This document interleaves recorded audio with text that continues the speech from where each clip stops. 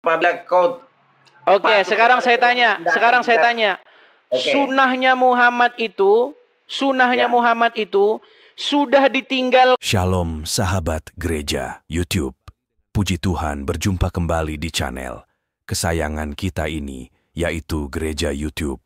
Di kesempatan yang diberikan Tuhan Yesus ini untuk melayani Tuhan Yesus dan terus membagikan kesaksian-kesaksian yang sangat luar biasa dan pastinya bisa menjadi berkat bagi saudara yang pada saat menonton video ini pastinya dengan tamu spesial. Dan pastinya sangat dahsyat, luar biasa ini kesaksian yang sangat dahsyat.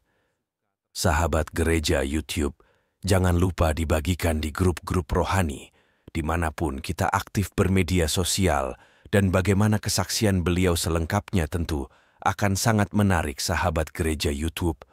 Mari kita sambut dengan sukacita, yuk kita simak dulu videonya. Kan waktu dia meninggal atau nanti 200 tahun kemudian di zamannya Bukhari baru ada. Itulah namanya sanad.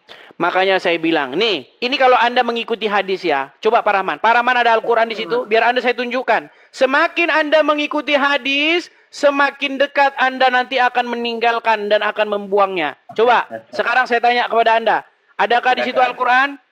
Ada. Oke, coba bukakan kepada saya di dalam Al-Quran tersebut surat, sebentar ya, saya tampilkan dulu gambarnya, sabar, sebentar, sedikit ya. Nih, saya tampilkan dulu, sabar ya. Sabar. Di mana nih saya taruh ini? Cek dulu dari atas. Sabar ya.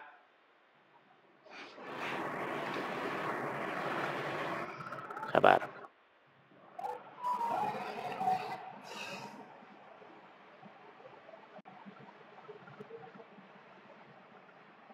Nih, coba nih. Coba bukakan kepada saya Quran surat Al-Ahzab nomor 63. Al-Ahzab 63. Ini kalau Anda jadi pengikut hadis nih, akhirnya Anda bingung sendiri. Coba. Al-Ahzab 63. Apa dikatakan di situ? Tunggu sebentar. Saya buka.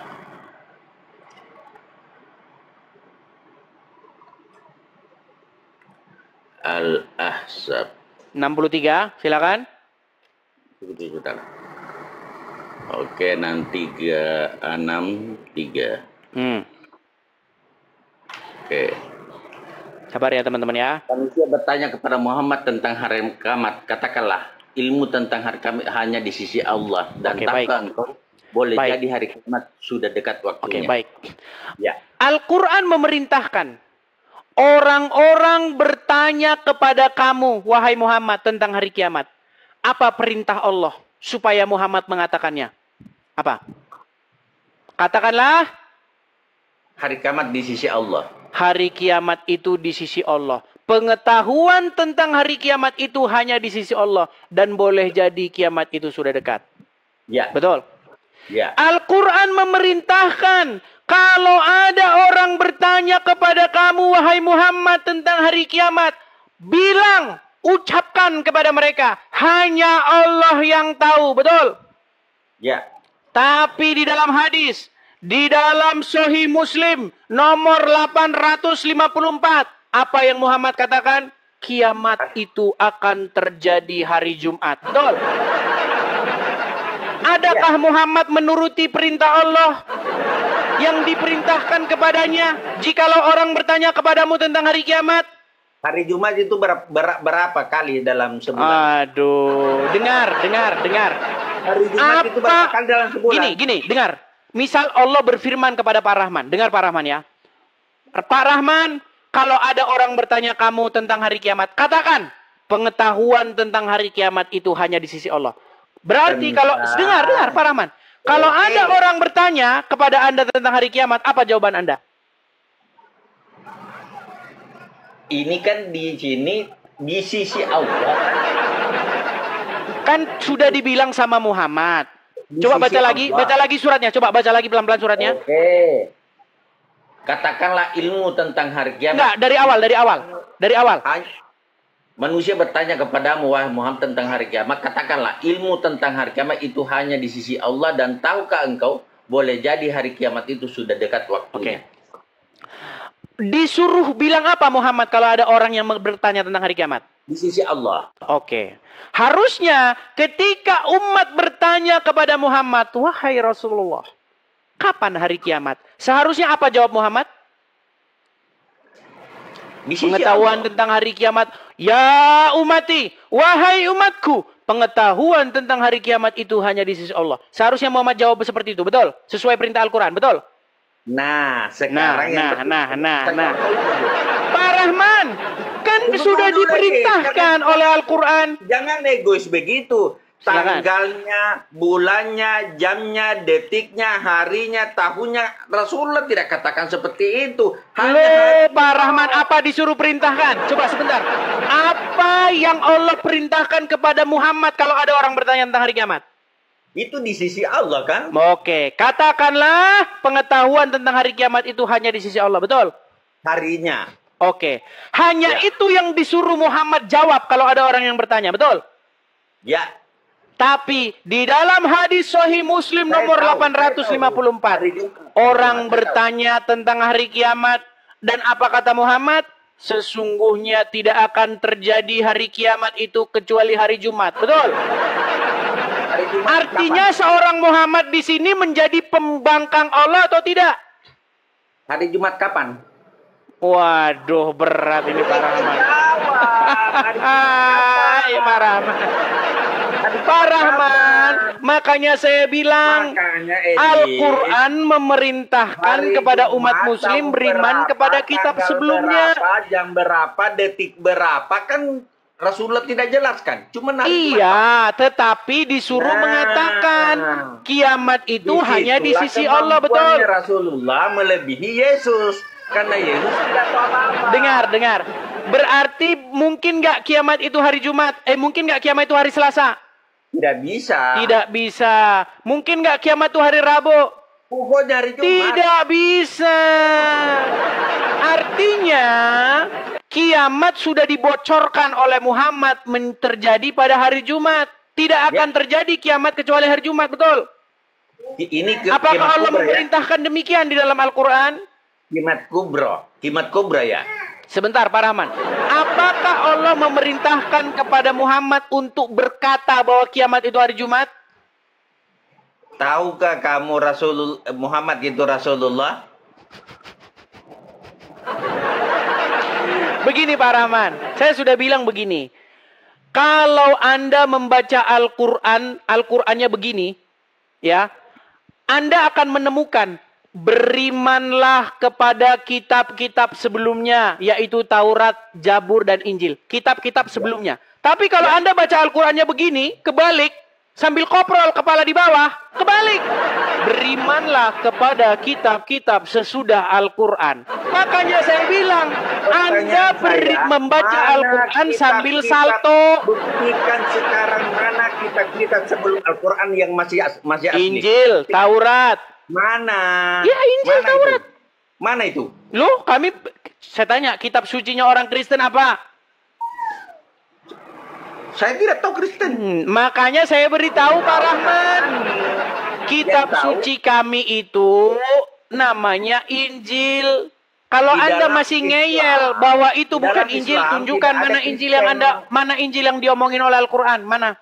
Tidak ada Kristen dalam Islam. Yang ada Nasrani. Oke lah Pak Rahman, saya hanya memberitahu kepada Anda bahwa kan belajar Islam 13 tahun, Edis. Apakah ada kata Kristen dalam Al-Quran? Tidak ada. Nah, makanya Nasrani. Adakah kata Injil dalam Al-Quran? Ada. Oke, bukankah kami beriman kepada Injil? Siapa bilang? Kenapa Anda tidak mau datang kepada Injil?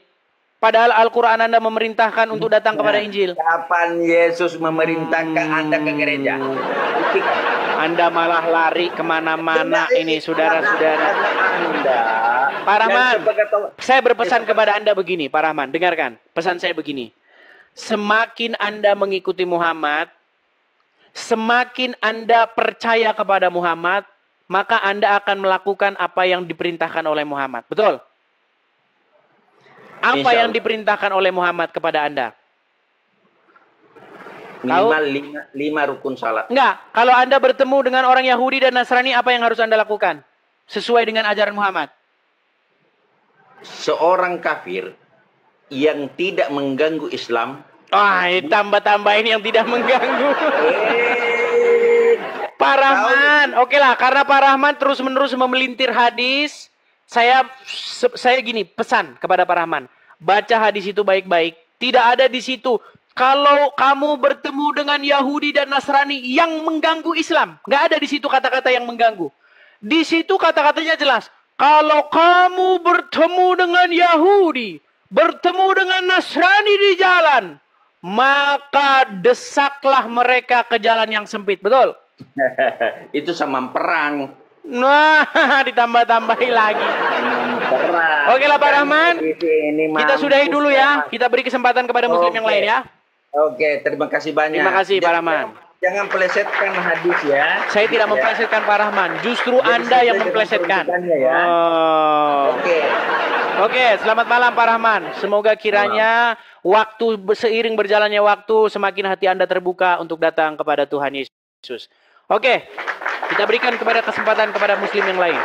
Tuh, sabar teman-teman ya. Hidup. Saya agak kering tenggorokan. Sabar, saya minum dulu.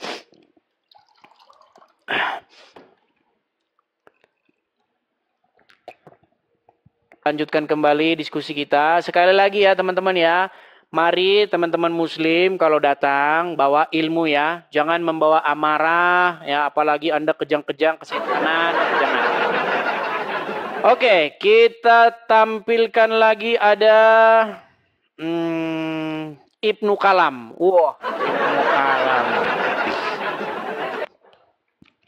Ya, selamat malam Pak Ibnu Kalam. Halo Pak Kalam. Ya, halo. Iya. Kenapa kecil suaranya? Besar kok, besar. Ya, oke. Pak Ibnu Kalam, bagaimana ini? Apakah Anda masih juga... Begini dulu. Tadi itu Pak Rahmat dia ngomong, coba cari Kristen di dalam Al-Quran. Bingo. Tidak ada. Begini. Justru Allah tidak maha kuasa. Karena tidak mampu ngomong Kristen. Sebentar, ini Anda kan muslim kan? Iya kan, kul haqqu walau kana murrang. Katakan yang benar sekalipun pahit akibatnya. Berat ini saudara-saudara. Iya, jadi begini Pak Kalam. Ya. Iya. Jadi di sini masalah yang terbesar adalah begini. Terkesan di dalam sebuah hadis Muhammad tidak mengerti makna dari tauhid. Ya, maksudnya begini ya, karena pada waktu itu ya persoalan tauhid itu yang menyembah berhala ke Ka'bah itu yang diutamakan. Ya, yang penting kamu tidak menyembah berhala, tidak walaupun berzina, ya. Walaupun mencuri. Makanya nanti ada purgatori kayak di Katolik itu. Wow. Kan masuk pasti kamu mendatangi ya begini neraka, Pak Kalam, pasti kamu mendatangi neraka. Baik.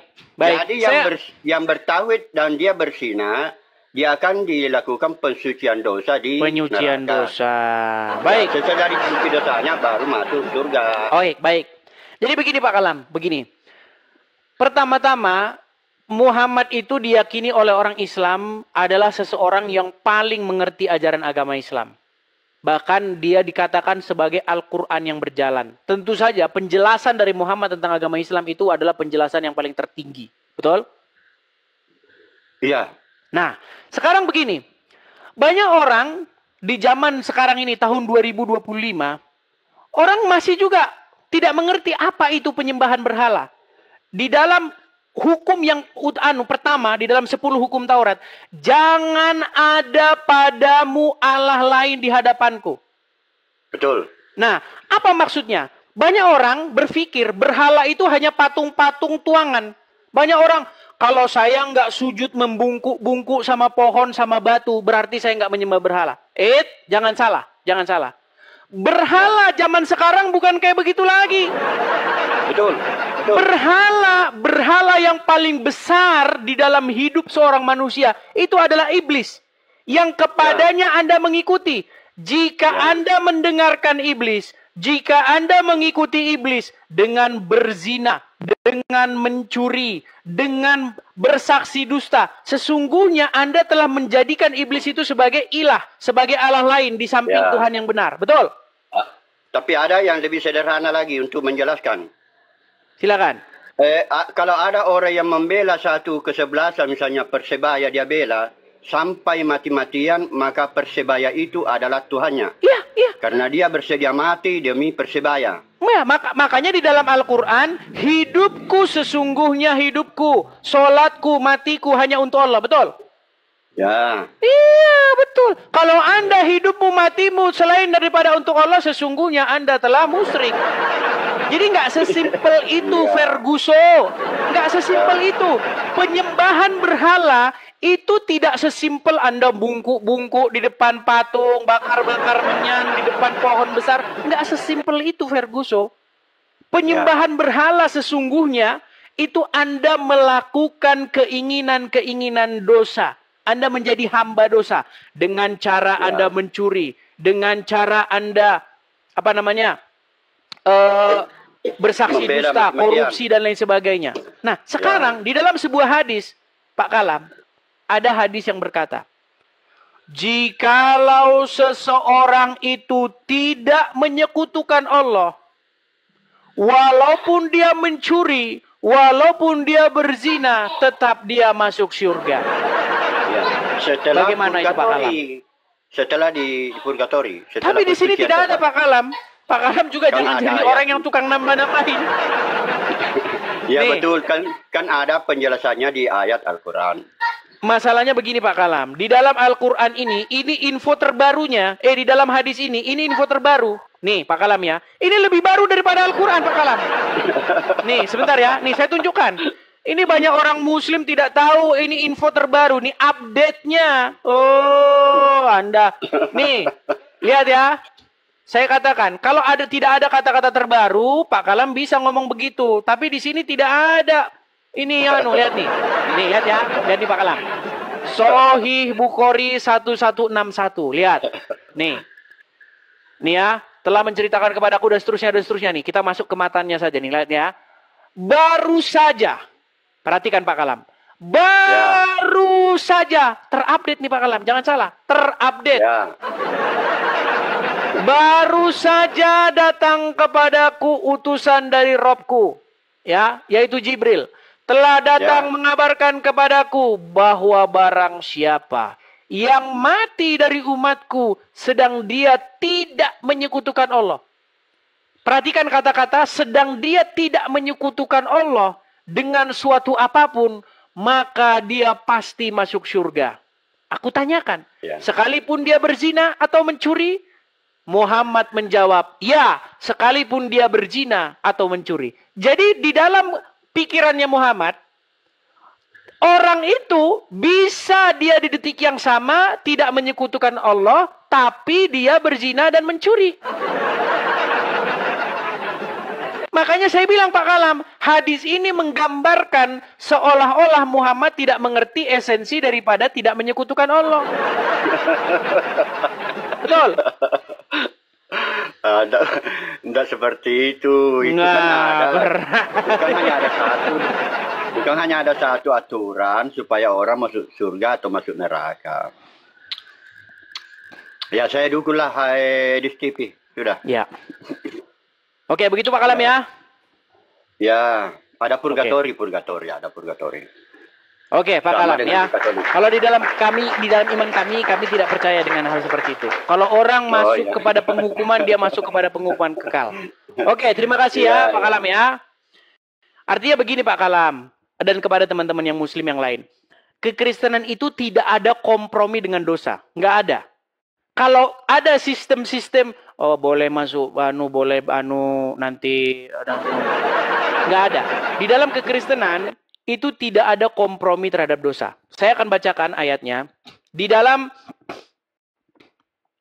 ya sabar ya teman-teman ya. Sabar teman-teman. Bahwa tidak akan melihat Tuhan orang yang tidak hidup di dalam kekudusan. Sabar ya. Di dalam Ibrani, nih. Sabar ya. Tanpa kekudusan tidak akan melihat Tuhan. Nih. Di dalam Ibrani 12 ayat yang ke-14. Berusahalah. Nih. Ibrani 12 ayat yang ke-14. Saya tampilkan saja di layar ya teman-teman ya. Nih. Saya tampilkan di layar, saya balikkan dulu. Lihat nih teman-teman. Nih. 14-nya ya. Nih.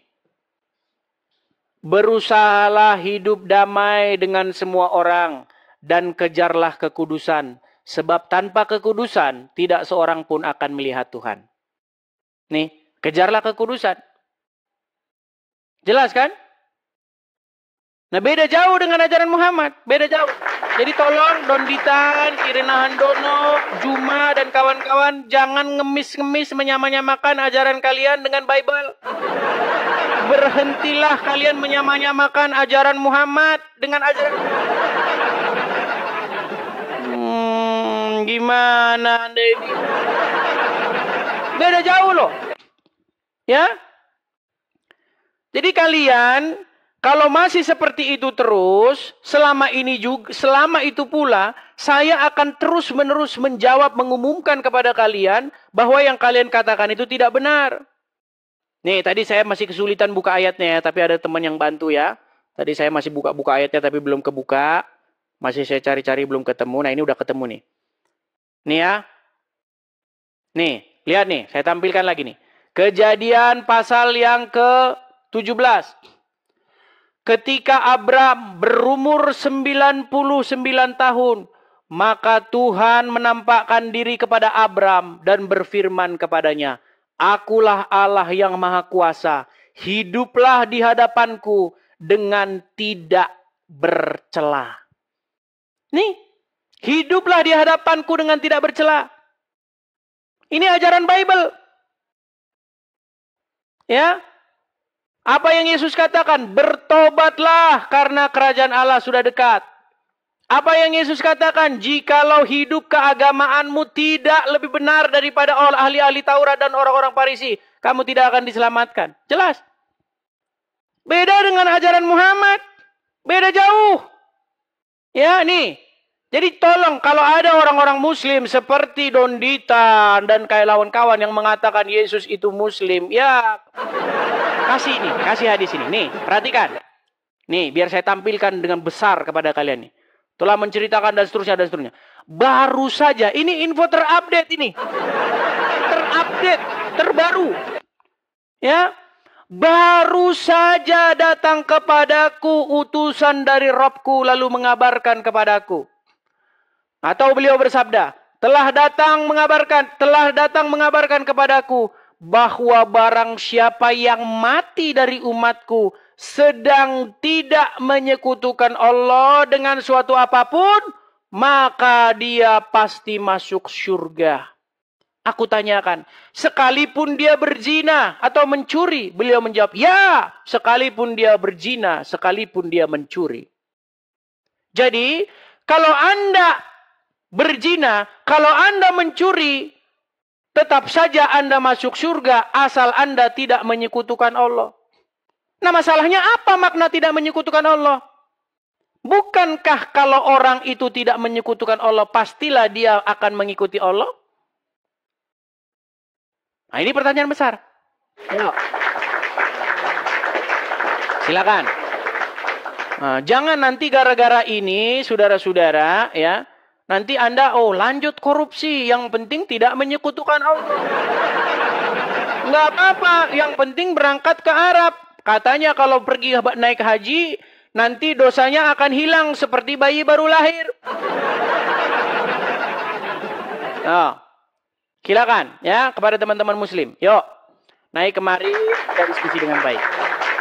Nih, apa perlu saya tunjukkan juga kepada kalian ceramahnya Ustadz Abdul Somad? Nih, nih ya, nih. Saya putarkan kepada kalian. Mudah-mudahan suaranya kedengaran. Nih, Nih. Man qala la ilaha illallah Muhammadur Rasulullah dakhala jannah. Siapa yang mengucapkan la ilaha illallah Muhammadur Rasulullah dakhala jannah. Semua umat Muhammad sallallahu alaihi wasallam masuk surga. Nabi yang mengatakan, datang sahabat bertanya, wa in zana, wa in sarat, bagaimana kalau dia berzina? Bagaimana kalau dia mencuri? Kata Nabi, wa in zana, wa in sarat, dia berzina, dia mencuri, tetap masuk surga. Nah, iya kan? Berzina mencuri tetap masuk surga. Ya, itu ajaran agama Islam. Ya, jadi saya hanya ingin menyampaikan kepada kalian bahwasanya apa yang diajarkan di dalam agama Islam dengan apa yang diajarkan di dalam agama Kristen jauh bagai langit dan bumi. Oke, Ferry masuk pesantren. Makasih pausnya Bang. Terima kasih. Teman-teman yang mengucapkan, yang memberi support kepada saya ucapkan makasih banyak teman-teman ya. Tuhan kiranya yang membalas apa yang sudah kalian berikan kepada saya teman-teman. Teman-teman, pemberian dari teman-teman itu semuanya nanti akan kita kumpulkan untuk mendirikan rumah apologet di sini. Ya, silakan. Ferry masuk pesantren Muslim ya Bang ya? Ya, Muslim. Ya, silakan Bang Ferry. Itu Bang Kores nungguin minta ditaikin, kenapa nggak mau naikin katanya. Oh, sebentar. Oh, ini ada 64 orang yang mau naik ini. Ngantri dari yang paling lama. Gimana? Saya paling belakangan, kenapa saya ditaikin? Oh gitu. Saya sama Bang Sebentar. Kores duluan Bang Kores. Oh begitu. Ya, kadang-kadang karena terlalu banyak ini, saya kadang-kadang mencet siapa yang lebih dulu, siapa yang ini.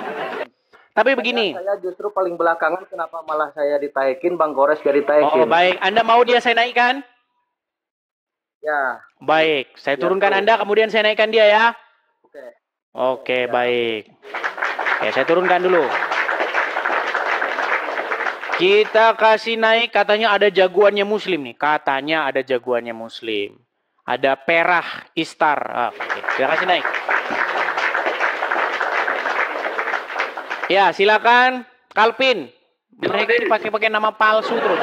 Nama palsu, akun palsu, baru naikin tambah masker. Aduh, berat ini saudara-saudara ini. Kenapa sih API kerjaannya tipu-tipu? Ini asli aja gua loh.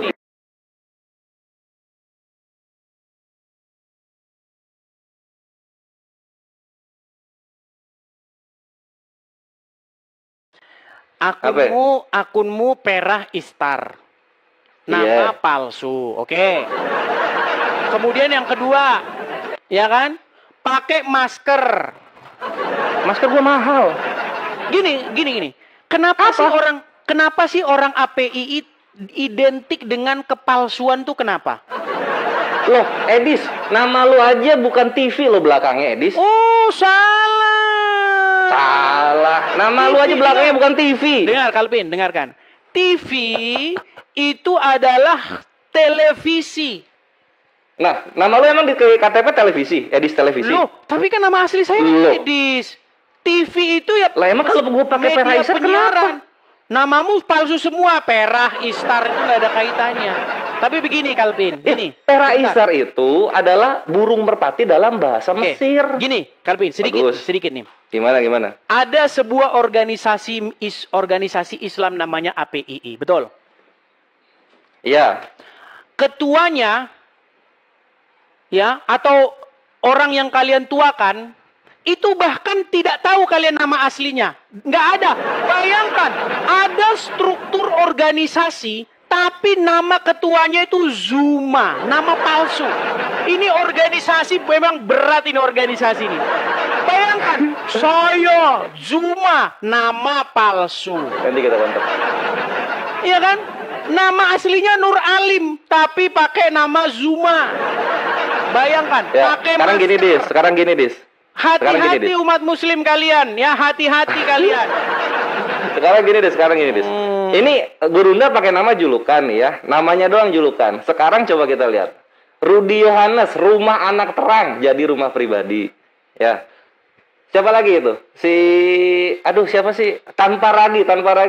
Bikin proyek mau bikin Bible tandingan LAI, malah jadi beras untuk keluarganya pribadi gitu. Jadi yang palsu di sini siapa? Kalian sudah korban dua MM-an itu. Siapapun, dengar. Siapapun yang bertujuan, dengar. Kan kamu nanya sama saya ini. Kan kamu Iya, coba gimana? Pertama-tama saya tidak tahu apakah yang kamu katakan itu benar atau salah. Itu pertama dulu. Karena saya nggak tahu. Ya kan? Mana rumah anak terangnya Rudy Harris mana? Sebentar. Karena posisi saya kan tidak tahu. Silakan nanti teman-teman Kristen yang lain. Iya.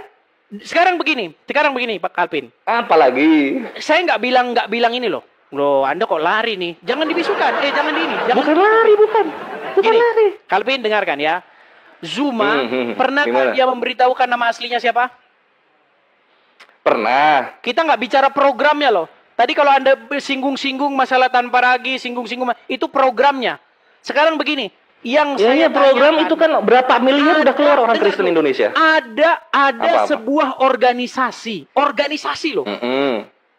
Tapi dia nama ketuanya itu pakai nama palsu. Itu organisasi macam apa? Loh, pakai nama julukan aja jadi sekolah. Mas, dengarkan. Jadi masjid. Terdaftar Apa lagi? Kemenkumham enggak? Terdaftar enggak di Kemenkumham? Tetap terdaftar, Edis. Oke, kalau terdaftar Bahkan di itu si logonya aja hak paten itu. Dengar. Apa? Kelvin, kalau terdaftar di Kemenkumham, kenapa nama aslinya pakai nama palsu? Mana ada di akte Kemenkumham itu di AHU kalau lu pengen tahu itu nama asli semua. Ya, kenapa masker-maskeran? Saya Zulkifli M. Abbas alias Bang Zuma menantang pendeta-pendeta. Masa nantang-nantang pakai nama palsu itu gimana? Loh, emang kenapa gitu? Toh kita yang bayarin acaranya, kita yang bayarin transportnya. Emang pidana kayak gitu? Maskeran terus. Nah ini seperti kalian ini Masker, iya, maskernya mahal. Bisa nangkap wifi. Sudahlah. Kamu maskeran, Zuma Apalagi? maskeran, Handi Selebes maskeran. Kalian itu lebih layak dijuluki pasukan bermasker. Ya iya kan keren dia. Sekarang coba kacamata lu dibuka. Buka Ada kacamata. syaratnya. Saya sudah bilang begini. Guru kalian Juma, gini kan, ini serius. Guru kalian Juma suruh datang ke sini, debat dengan saya akan buka kacamata saya, dia buka masker. Nanti kayak ini tuh yang belum tahu, kalau kalian lihat Edis buka mata, dia ada tai lalat gede banget di mata kiri lah. Ini itu doang lah paling.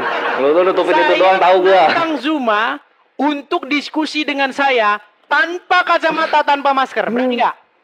Enggak, Edis. Gurunya nggak mau sama lu. Nggak mau sama lu. Gitu loh. Kemarin tapi bilang saya tantang seluruh nih. Saya putarkan nih. Saya putarkan nih. Sebentar Kalvin ya. Edis, lu posisinya pendeta bukan?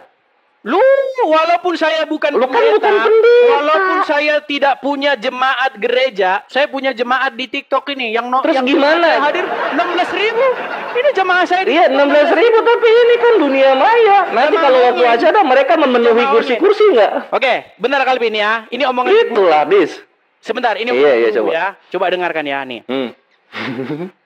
Saya Zulkifli M. Abbas, Bang Zuma, secara terbuka mengundang seluruh pendeta yang ada di Indonesia. Mari kita pertontonkan Islam atau Kristen jalan keselamatan kepada manusia. Hormat. Kami tantang untuk berdiskusi. Kami tantang untuk berdebat. Kami tantang untuk berbicara tentang Islam dan Kristen. Edis, kesempatanmu Edis. Walah, ini beda video. Dia selalu jahit-jahit. Nah, katanya nantang. Saya tantang.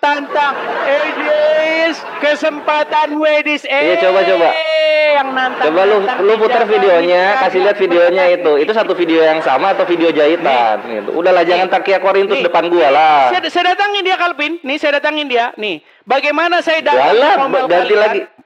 Yang video tadi itu jahitan atau video satu asli?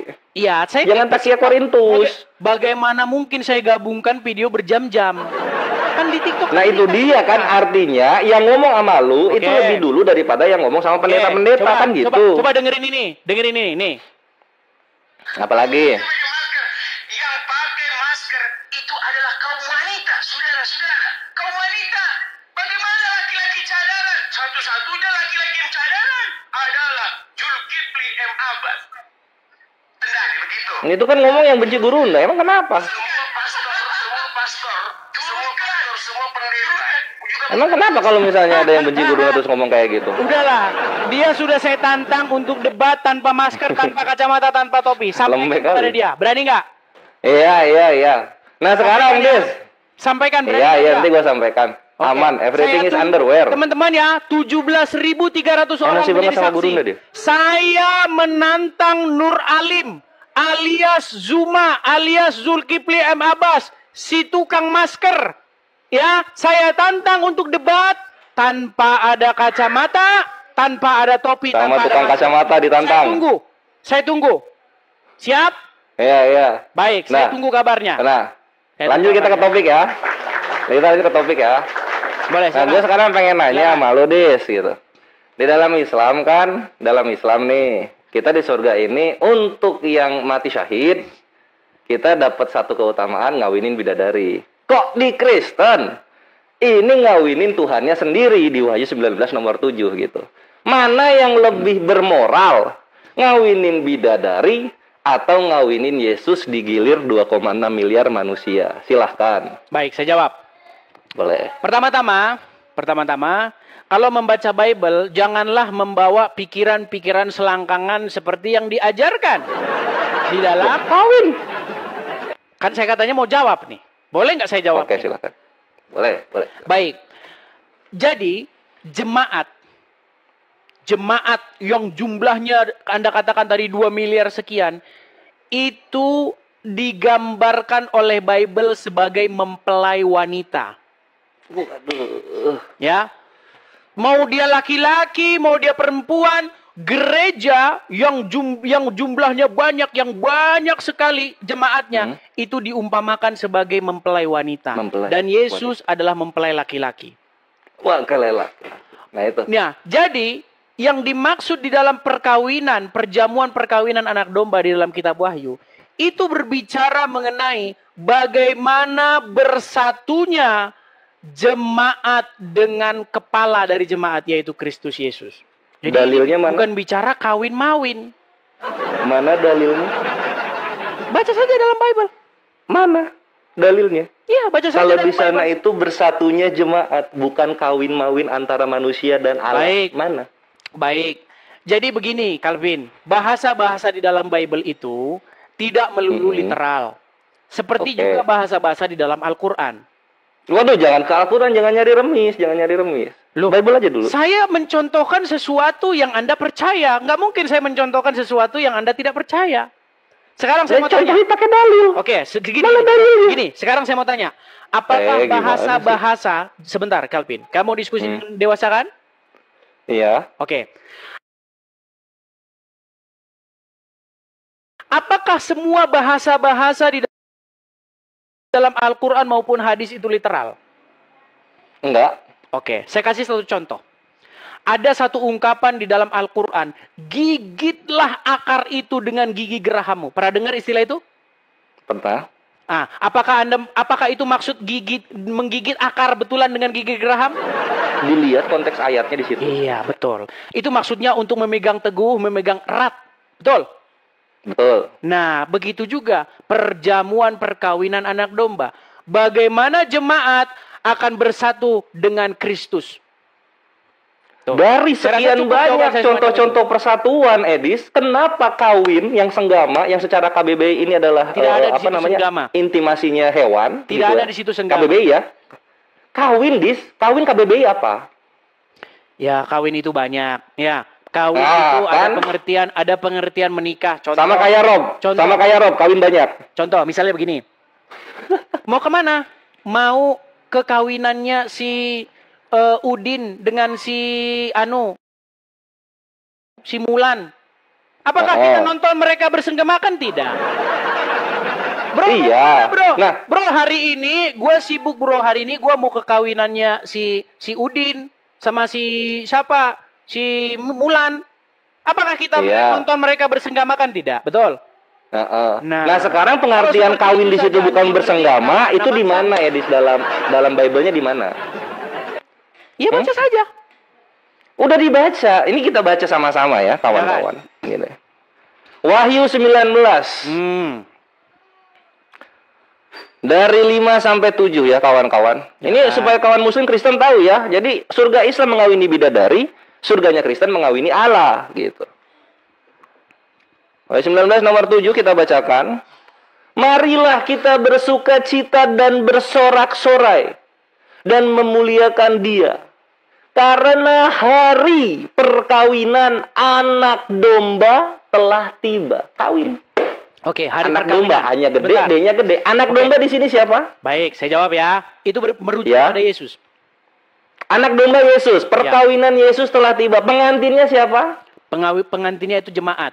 Jemaat laki-laki, jemaat Kristus yang jumlahnya miliaran ini itu digambarkan sebagai mempelai perempuan.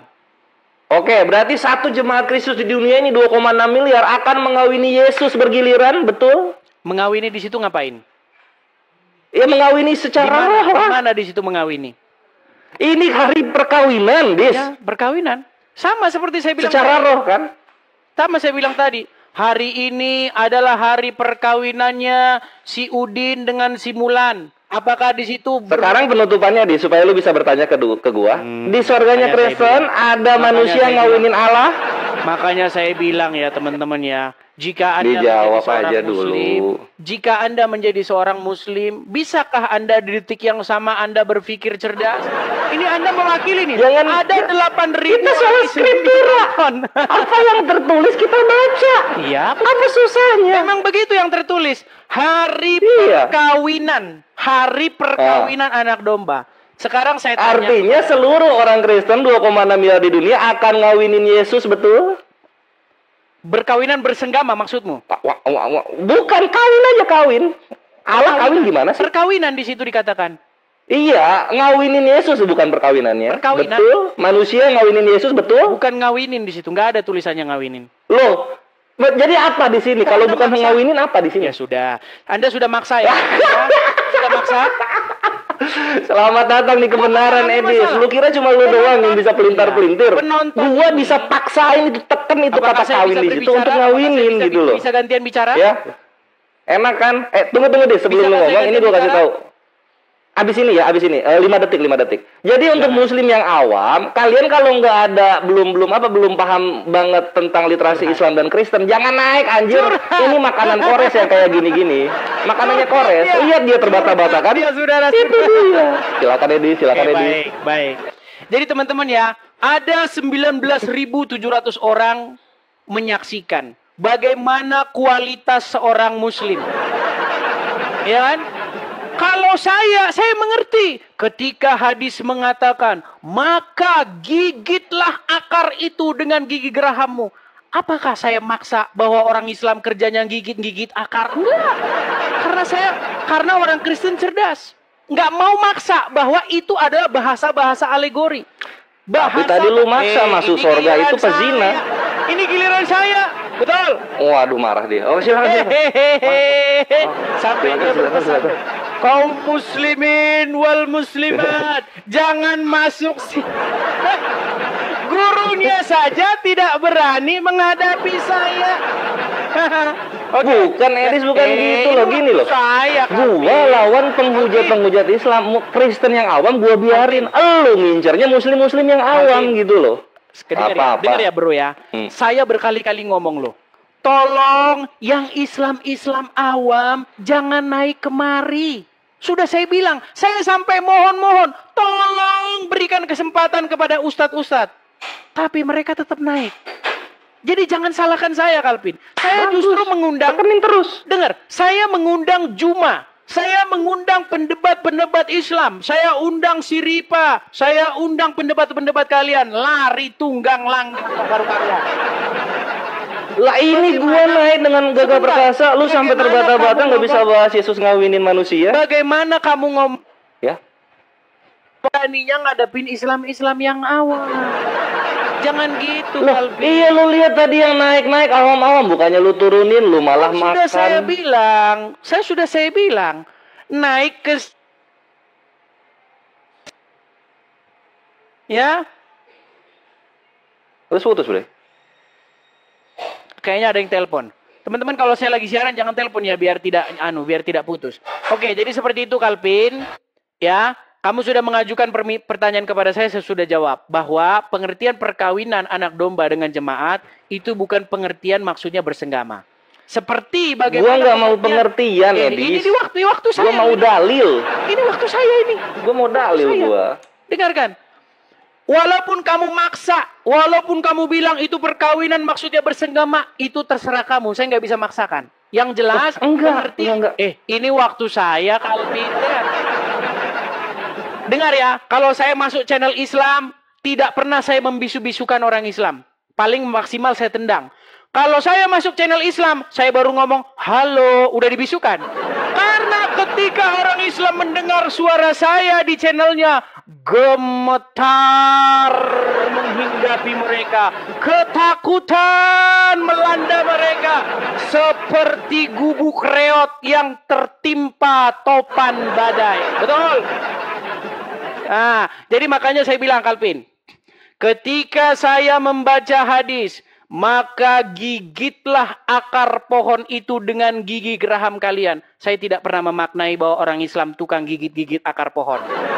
Ketika kamu bertanya kepada saya, di situ ada perkawinan anak domba dengan jemaat, dengan mempelai wanita yaitu jemaat. Itu tidak dipahami sebagai perkawinan bersenggama. Sekarang saya bisa tanya balik kepada kamu? Iya, yang gua pengen bukan pemahaman lu, yang gua pengen dalilnya gitu loh. Di mana kawin di sana bukan kawin senggama. Apakah Kan saya gitu. bisa bertanya Tapi balik? karena ini PR, karena ini lu nggak bisa jawab, silahkan lu bertanya kepada gua. Silahkan. Oke, sekarang kalau ada orang Islam, dia berzina, dia mencuri, seorang pezina, seorang pencuri, asal dia tidak menyekutukan Allah, bahkan asal dari mulutnya terucap asyhadu anna ilaha illallah dan seterusnya, pasti dia masuk surga, betul? Selama dia sebagaimana hadis Sahih Bukhari 3063 telah kena hukum had, masuk surga dia. Oke, Mencret lu ketemu gua kan, kena jawabannya. Sebentar, saya Mantap. tampilkan hadisnya. Saya tampilkan hadisnya. Baik. Kalau kita pakai ayat ya. Oke, ini Kalvin ya. Coba Sahih Bukhari 6303. Ya, Itu jawaban gua. Silakan coba ini baca dulu. Iya. Nih, hadis Orang ini mutawatir. otak langsung edis gua bikin. Oke, silakan coba baca ini. Ya. Coba baca. Langsung saja isinya. Telah datang mengabarkan kepadaku bahwa barang siapa yang mati dari umatku sedang dia kepotong itu tidak menyekutukan Allah dengan suatu apapun, maka dia pasti masuk surga. Aku tanyakan sekalipun dia berzina atau mencuri, beliau menjawab ya, sekalipun dia berzina atau mencuri. Iya, betul. Artinya Karena sudah kena hukum had. di mana di sini hukum had mana? Di Sahih Bukhari 6303 Aduh. bawa dalil kalau jawab. Berarti Bukan edit lu baca anjir. Sini. Berarti Sini. diedit saudara. Ih, kena counter malu ya, kena counter malu. Sini, belajar sini. Penutupnya dulu, Kalvin. Jangan gagap. Sini, lu belajar. Berarti seseorang Berarti itu udah nyimpulin Edis. Kalau berarti udah nyimpulin nih, gua bawa nih. Silakan. Sahih Bukhari 6303. Lihat sini ya, kita baca. Ya kan. Saya membaiat kalian untuk tidak menyekutukan Allah dengan sesuatu apapun, tidak mencuri, tidak berzina, tidak membunuh anak kalian, dan tidak mengada-ngadakan kebohongan yang kalian ada-adakan di antara tangan dan kaki kalian. Janganlah kalian bermaksiat kepadaku dalam perkara yang ma'ruf. Barang siapa di antara kalian yang memenuhi baiatnya, maka pahalanya di sisi Allah. Dan barang siapa, perhatikan Edis, di antara kalian melanggar kemudian dihukum di dunia, maka hukuman itu sebagai kafarat baginya di dunia dan pensuci dar selamat datang di kebenaran. Jawab pakai dalil. Baik. Jangan kayak ngawinin Yesus. Baik. Itu adalah perumpamaan, nggak pakai dalil. Coba balikan lagi Batu kamera. kemenangan dulu gua. Balikan lagi kamera. Ya tunggu. Nggak nyambung dia. Dia nggak nyambung. Apa yang Lu nggak nyambung Apa itu. ini nggak nyambung? Bahas saya. jawab dalil pakai dalil kawanku. Kalvin, pelan. Tahan emosimu, tahan emosi. Jangan marah. Bukan emosi, gua ketawa. Saya tanya kepadamu, coba. Baru saja datang kepadaku Perhatikan kata-kata baru saja datang kepadaku. Artinya ini info terupdate atau tidak? Saat itu iya. Jawab. Udah dijawab. Belum lama. Mana kameramu mana? Kok malah ke es durian? Kok malah ke es durian? Coba balik.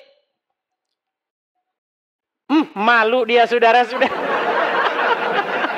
Oke, di sini dikatakan Kalpin, baru saja datang kepadaku. Berarti ini menjadi yang terupdate.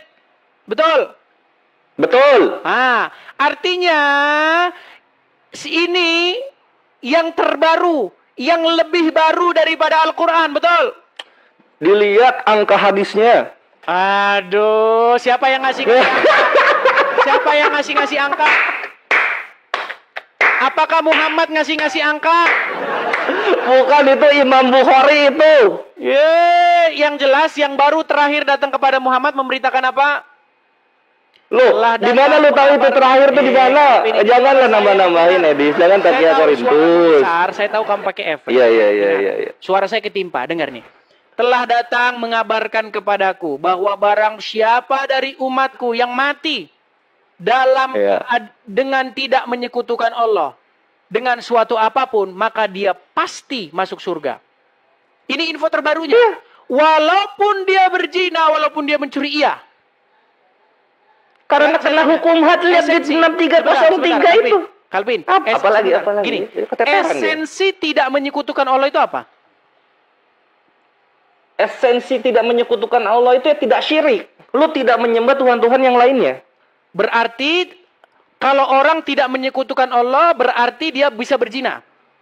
Kenapa lu berarti kenapa begitu? Ini barang siapa tidak menyekutukan Allah walaupun berzina, walaupun Terus ini hadis yang gua bawain mau lu kemanain ini? Bawa tidur. Itu kan tidak update. Ini kan yang sudah terupdate. Oh, tidak update, ini 6303. Yang ngasih nomor itu siapa? Yang ngasih nomor itu Bukhari. Ya ini yang lu bawain hadisnya, itu Imam Bukhari yang nulis gitu. Ketika Imam Bukhari nulis, semuanya lu potong-potong, gak mau dibawa semuanya. Kalvin, yang ngasih nomor itu tukang cetak. Yang ngasih nomor itu tukang cetak hadis. Bukhari gak pernah kasih nomor. Lah coba tunjukin Bukhari gak kasih nomor. Di dalam Sahih Bukhari itu tidak pernah kasih nomor sekian. Yang ada coba tunjukin Bukhari perkamennya kalau nggak kasih nomor. Ini bohong-bohong aja di sini. Kitab Bukhari itu nggak ada lagi manuskripnya. Bahkan saya yakin kitab Bukhari ini kalau nggak ada lagi kenapa lu sok tahu? Karangan abad ke-19.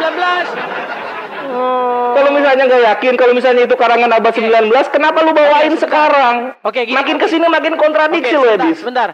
Di situ ada nggak? Apalagi? Baru saja datang. Ada nggak terupdate? Loh, misalnya lu ngomong hal ini baru saja datang, kemudian lu ketemu lagi orang firman turun gitu. Ya bisa-bisa aja lah. Ini baru saja loh. Ini yang terupdate loh. Baru saja. Itu terupdate terakhir berarti maksudnya. Nah sekarang kalau misalnya di sini ada kalian melanggar kemudian dihukum dunia, maka hukuman itu sebagai kafaratnya gimana? Ya, itu sudah usang. Lu kira perjanjian lama anjir. Barusan datang. Lu kira Kristen ini.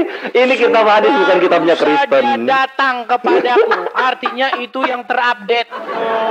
Iya, tapi dalam Islam yang berzina maupun yang mencuri kena rajam dan potong tangan. Kayak gitu loh, Edis. Jangan debat kusir. Gini. Apalagi? Hadis itu intinya itu dikatakan baru saja. Sebelum-sebelumnya nggak pernah Jibril ngomong begitu. Di dalam Al-Quran memang barang. Loh bukan Jibril ini, hadis perkataan Nabi. Ini kok aduh, Takia Korintusnya ini kebablasan ini. Bubuk dia. Saya lagi ngomong, suaramu itu nimpa suara saya. Oh alah, sorry, maaf gitu. Oh, suara gue kayak suara papa di sorga. Silakan. Dengerin. Di dalam Al-Quran, barang siapa yang mencuri, maka potonglah tangannya. Betul? Betul? Ya. Di dalam Al-Quran, jangan kamu dekati zina. Betul? Ya. Nah, tapi ada info terbaru. Info terbaru. Baru saja datang kepada Muhammad Jibril memberitahukan. Walaupun berzina, walaupun mencuri, yang penting mengucapkan syahadat, maka masuk surga. Betul? Setelah hukum had. Ini ditambah-tambahi lagi. Wah, ini Sahih Bukhari 6303 mau dikemanain? Di mana hukum Sahih hadis Bukhari ini? 6303 mau dikemanain? Saya putarkan dulu ya. Oh, nani otak lo gue bikin Nih, di sini. Coba dengerin Kalvin nih. Man qala la ilaha illallah Kemana itu? Muhammadur Rasulullah dakhalal jannah. Siapa yang mengucapkan la ilaha illallah Muhammadur Rasulullah dakhalal jannah. Semua umat Muhammad sallallahu alaihi wasallam masuk surga. Nabi yang mengatakan. Datang sahabat bertanya, wa in zana, wa in saraf, bagaimana kalau dia berzina? Bagaimana kalau dia mencuri? Kata Nabi, wa in zana, wa in saraf, dia berzina, dia mencuri, tetap masuk surga. Tetap masuk surga. Jangan dipotong itu, jangan dipotong. Iya ditambah-tambahin. Lu bukan ditambah-tambahin, lu senengnya motong sedikit doang. Jangan ditambah-tambahin. Gua nggak nambah-nambah, ini Sahih Bukhari 6303 mau dikemanain? Hadis yang kamu bukakan Apa? itu bukan itu. Loh, ini hadis kan ribuan, Edis. Kenapa lu cuma milih satu macam Yohanes 17 nomor 3? Ini ngarang-ngarang yang nyata. Oke, bentar. Udahlah, Dis. Pertanyaan lu tidak bisa mengalahkan pertanyaan gua. Kenapa surganya Kristen ada ngawinin Allah? Nggak bisa lu ngalahin itu, Ini Bre. sungguh-sungguh nekat yang nyata ini teman-teman. Lah, serius gua. Di mana moral yang paling bobrok ketika ada manusia ngawinin Allahnya sendiri? Nih, Coba lihat dipikir ya. pakai otak. Nih. Lihat nih. Nggak ada di sini dibakar di neraka sekian tahun nggak ada. Kamu tambah-tambahin itu ngarang kamu. Di mana dibakar di neraka sekian tahun? Nggak ada juga di hadis gua sini. Loh, kata kamu ada hukum hud dulu kata kamu. Lah ini tertulis Sahih Bukhari 6303, Edis. Lu anjir malu gua bikin lu. Masuk surga betul. Di kandang lu sendiri gue bikin malu lu. Nih. Udahlah.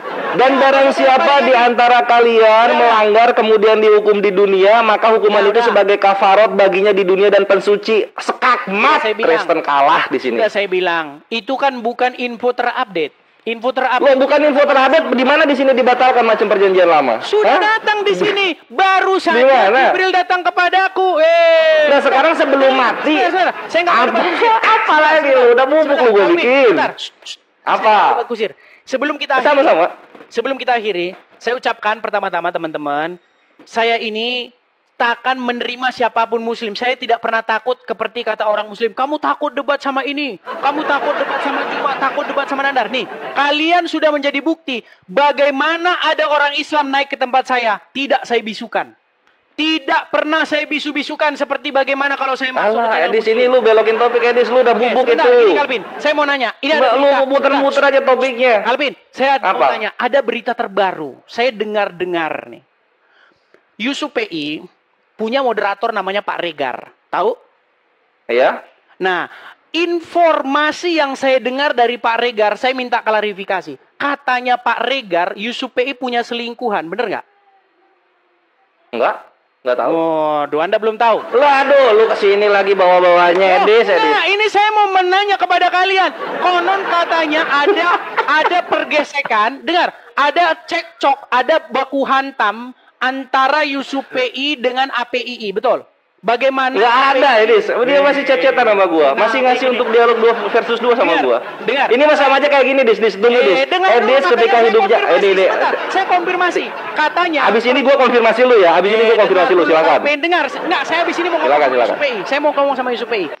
Moderatornya Yusuf PI yang sering dibilang Pak Regar naikkan. Jangan begitu Pak Regar.